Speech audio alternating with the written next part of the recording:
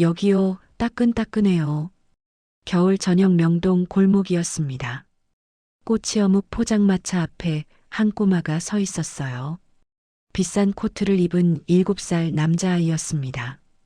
여고생이 목도리를 벗고 환하게 웃었어요. 그 순간 꼬마의 손이 떨렸습니다. 주머니에서 작은 액자를 꺼냈어요. 엄마 사진이 담긴 액자였습니다. 사진과 여고생을 번갈아 보더니 액자가 손에서 미끄러졌어요. 땅에 떨어진 액자. 우리 엄마랑 똑같아. 꼬마의 외침에 여고생은 얼어붙었습니다. 가슴 한가운데가 쿵 내려앉았어요. 차 안에 운전기사도 나와서 보고는 깜짝 놀랐어요. 정말 똑같았습니다. 하지만 그 여고생은 엄마 얼굴조차 본 적이 없었어요. 생후 3개월에 엄마가 실종됐거든요. 그리고 꼬마의 엄마는 돌아가셨다고 했습니다. 하지만 장례는 치렀어도 시신을 직접 본 사람은 없었어요. 대체 어떻게 된 일일까요? 이 반전의 가난한 여고생의 이야기가 지금 시작됩니다. 모든 것은 그날 그 골목에서 시작됐습니다. 그 외침이 있기 몇 시간 전 한지아는 학교 정문을 나섰습니다. 오후 4시였어요. 고3 수험생이었습니다.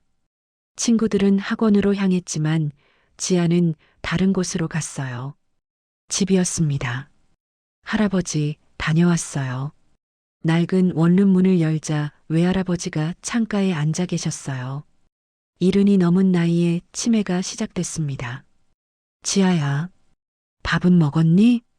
네, 학교에서 먹었어요. 지아는 거짓말을 했어요. 점심을 굶었거든요. 급식비를 아껴 할아버지 약값에 보태야 했으니까요. 할아버지, 약 드셔야죠. 지아가 약을 내밀었습니다. 할아버지는 멍하니 약을 바라보다가 고개를 끄덕였어요. 고맙다, 우리 지아. 오시가 되자 지아는 다시 집을 나섰습니다. 손수레에 꼬치어묵 재료를 가득 실었어요. 명동까지는 30분이 걸렸습니다. 골목 한쪽에 자리를 잡고 준비를 시작했어요. 꼬치어묵 드세요. 따끈따끈해요. 지아의 목소리가 거리에 울려 퍼졌습니다. 겨울바람이 차가웠지만 멈출 수 없었어요. 오늘도 최소 5만 원은 벌어야 했습니다. 그날 저녁 낯선 아이의 외침이 지아의 인생을 바꿀 거라는 걸 아직은 아무도 몰랐습니다. 같은 시각 검은색 고급 세단이 명동 거리를 지나고 있었습니다. 뒷좌석에는 7살 재민이가 앉아 있었어요. 학원을 마치고 집으로 가는 길이었습니다. 도련님, 저녁은 드셨어요? 운전기사 김 씨가 물었습니다. 재민이는 고개를 저었어요. 안 먹었어요. 학원에서 간식이라도 먹기 싫어요. 재민이는 창밖만 바라봤습니다. 5년 전 엄마가 돌아가신 후 밥을 거의 먹지 않았어요. 할머니가 준비한 고급 음식도 영양사가 만든 특식도 소용없었습니다. 그때였습니다. 차가 신호등에 멈췄을 때 어디선가 진한 국물 냄새가 났어요. 재민이가 코를 벌름거렸습니다. 저거 뭐예요? 꼬치어묵 냄새인 것 같습니다. 김 씨가 창밖을 봤어요. 길 건너편에 포장마차가 보였습니다. 저거 먹고 싶어요. 김 씨는 깜짝 놀랐습니다. 재민이가 뭔가를 먹고 싶다고 한 게 2년 만이었거든요. 지금 당장이요. 재민이의 목소리에는 간절함이 묻어났습니다. 김 씨는 급하게 차를 세웠어요. 알겠습니다. 제가 사올게요. 아니요, 저도 갈래요. 재민이는 차에서 내렸습니다.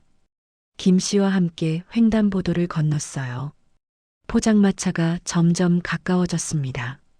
지아가 환하게 웃으며 손님을 맞이하고 있었어요. 어서 오세요. 따뜻한 꼬치어묵 있어요. 재민이가 포장마차 앞에 섰습니다. 저기요. 꼬치어묵 주세요. 지아가 고개를 돌렸어요. 목도리를 벗고 재민이를 향해 웃었습니다. 어머, 꼬마 손님, 몇 개 드릴까요? 그 순간 재민이는 얼어붙었습니다. 재민이의 손이 떨리기 시작했습니다. 주머니에서 뭔가를 꺼냈어요. 작은 사진 액자였습니다. 엄마의 사진이 담긴 액자였어요. 재민이는 사진과 지아를 번갈아 봤습니다. 눈이 점점 커졌어요.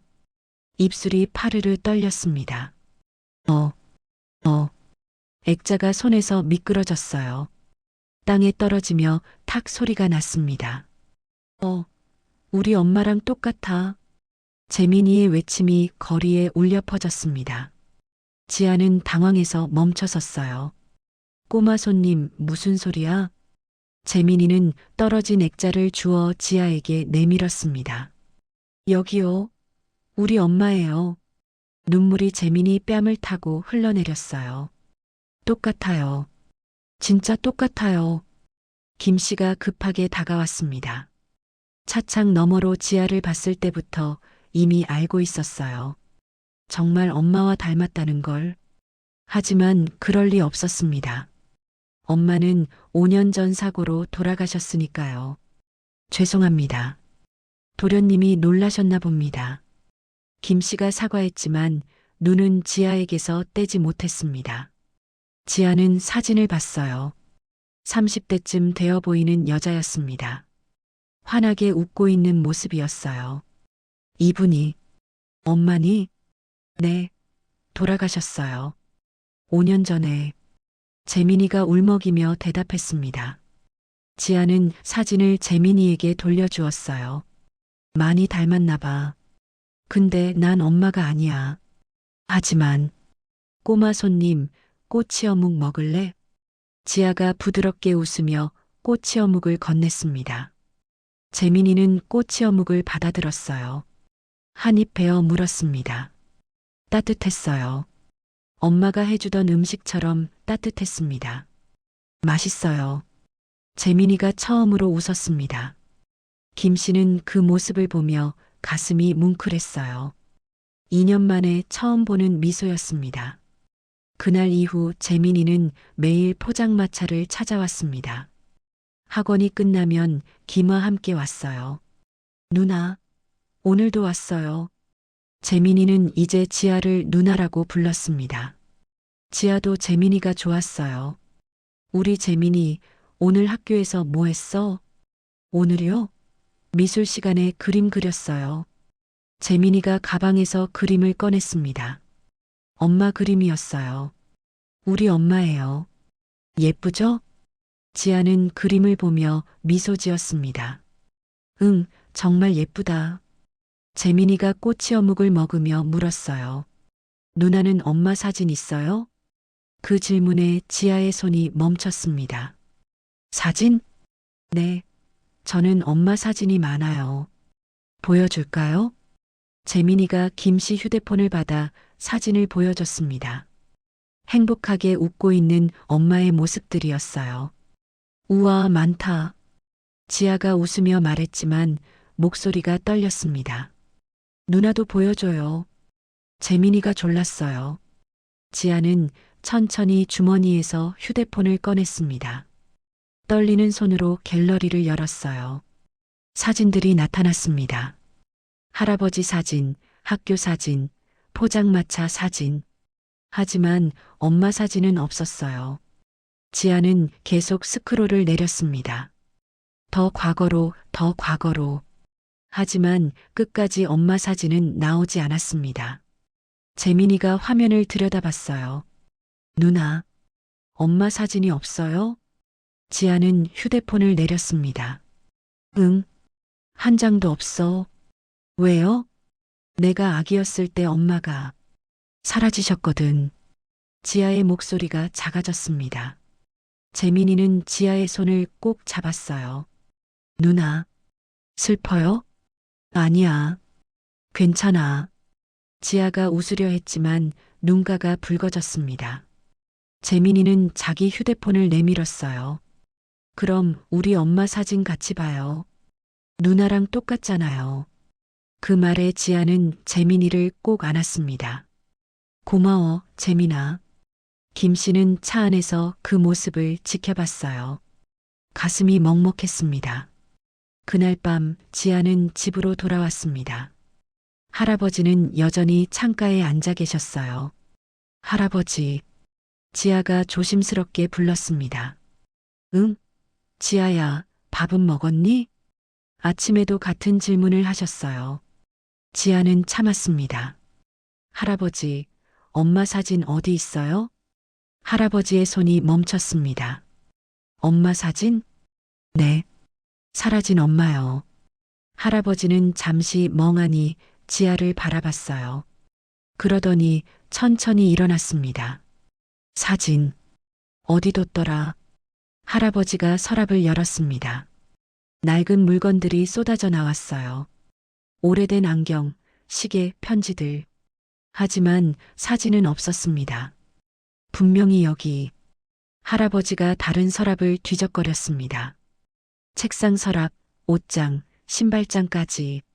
집안을 다 뒤졌어요. 하지만 사진은 나오지 않았습니다.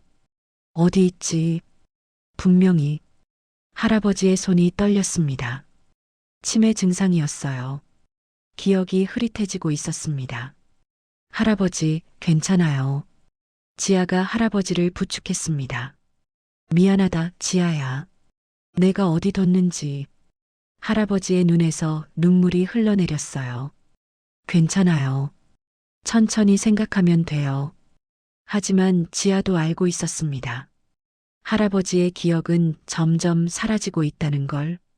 그날 밤 지아는 잠들지 못했어요. 빈 휴대폰 갤러리만 계속 봤습니다. 엄마 얼굴도 모르고 사진도 없고 자신은 정말 버려진 아이였을까요? 눈물이 베개를 적셨습니다. 재민이는 엄마 사진이 많았어요. 엄마 얼굴을 기억했습니다. 하지만 지아는 아무것도 없었어요.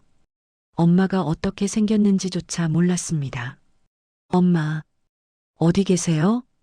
일주일 후 장민석은 아들 재민이의 변화를 느꼈습니다. 아빠, 오늘 저녁 다 먹었어요. 재민이가 자랑스럽게 말했어요. 2년 만에 처음으로 밥 한 그릇을 비운 것이었습니다. 잘했어, 재민아. 민석이 아들의 머리를 쓰다듬었습니다. 누나가 꼭 밥 먹으래요. 누나? 네, 꼬치 어묵 파는 누나요. 엄마 닮은 누나. 민석의 손이 멈췄습니다. 김 씨에게 물었어요. 무슨 얘기인가? 도련님이 매일 가시는 포장마차가 있습니다. 포장마차? 네. 그곳 여고생이 사모님과 많이 닮으셨습니다. 민석은 믿을 수 없었어요. 유진을 닮은 사람이라니. 내일 나도 가보겠네. 다음 날 저녁 민석은 직접 명동으로 갔습니다. 검은색 세단이 골목에 멈춰섰어요. 저 멀리 포장마차가 보였습니다. 그리고 한 여고생이 손님을 맞이하고 있었어요. 민석은 차에서 내렸습니다. 천천히 다가갔어요. 여고생이 고개를 들어 웃었습니다. 어서 오세요. 꼬치 어묵. 말이 끊겼어요. 민석은 그 자리에 얼어붙었습니다. 유진이 똑같았습니다. 눈매, 코, 입술, 미소까지.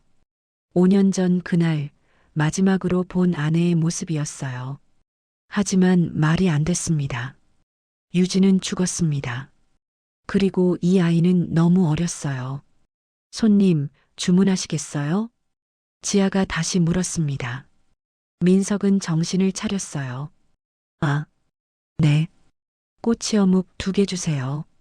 지아가 꼬치 어묵을 건넸습니다. 민석은 돈을 건네며 물었어요. 학생, 이름이 뭐예요? 한지아요. 왜요? 한지아. 유진의 성은 서씨였습니다. 하지만 닮은 것은 우연이 아니었어요. 민석은 차로 돌아왔습니다. 김 씨에게 지시했어요. 저 학생을 조사해. 알겠습니다. 이틀 후 보고서가 왔습니다. 민석은 떨리는 손으로 펼쳤어요. 성명 한지아 18세, 가족 외할아버지 한성호 73세, 치매. 모친 한유진 18년 전 실종. 민석의 눈이 커졌습니다. 한유진, 유진이라는 이름. 18년 전 실종. 계산이 맞지 않았어요. 아내 서유진은 30세에 죽었습니다. 18년 전이면 12세. 12세에 아이를 낳았다? 민석은 사립탐정을 다시 불렀습니다. 더 깊이 조사해. 한유진과 서유진의 관계를. 일주일 후 민석은 지아를 찾아갔습니다. 포장마차가 문을 닫을 시간이었어요. 한지아 학생. 지아가 놀라 돌아봤습니다. 아, 지난번 그 손님. 할 말이 있어서 왔습니다. 민석은 조심스럽게 말을 꺼냈어요. 당신이 우리 유진이와 너무 닮았어요. 유진이요? 제 아내였습니다. 죽었다고 알고 있어요. 민석은 유진 사진을 보여줬습니다. 지아는 사진을 보고 숨이 멎었어요. 정말 닮았습니다. 혹시 DNA 검사를 해볼 수 있을까요? DNA 검사요? 지아의 손이 떨렸습니다. 당신이 혹시 유진의 딸일 수도. 제가 유진 씨 딸이요? 지아의 눈에서 눈물이 흘러내렸어요. 엄마를 찾을 수 있나요? 민석은 고개를 끄덕였습니다. 일주일 후 둘은 병원에 갔습니다. DNA 검사를 했어요. 지아는 매일 밤 기도했습니다. 제발, 제발, 결과가 나오는 날이었습니다. 민석과 지아는 함께 병원에 갔어요. 의사가 봉투를 건넸습니다. 지아가 먼저 펼쳤습니다. 손이 떨렸어요. 눈이 점점 커졌습니다. 얼굴이 하얗게 변했어요. 모녀관계 확률 0%. 지아의 손에서 종이가 떨어졌습니다. 역시 남 버려진 애였어. 무릎이 꺾였어요. 그대로 주저앉았습니다. 민석이 급하게 종이를 주었습니다. 그리고 다음 줄을 봤어요. 자매관계 확률 99.9%. 민석의 입이 벌어졌습니다. 지아 씨, 이것 봐요. 하지만 지아는 듣지 못했어요. 바닥에 앉아 울고 있었습니다. 엄마가 아니었어. 역시. 지아 씨, 들어봐요. 민석이 지아를 일으켰습니다. 당신은 유진의 딸이 아니에요. 지아가 고개를 숙였습니다. 하지만 자매예요. 네. 지아가 고개를 들었어요.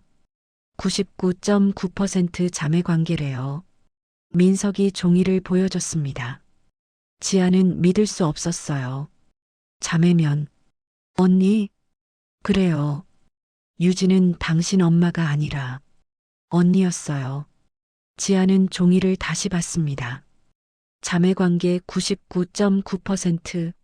언니. 눈물이 다시 흘러내렸습니다. 하지만 이번엔 다른 눈물이었어요.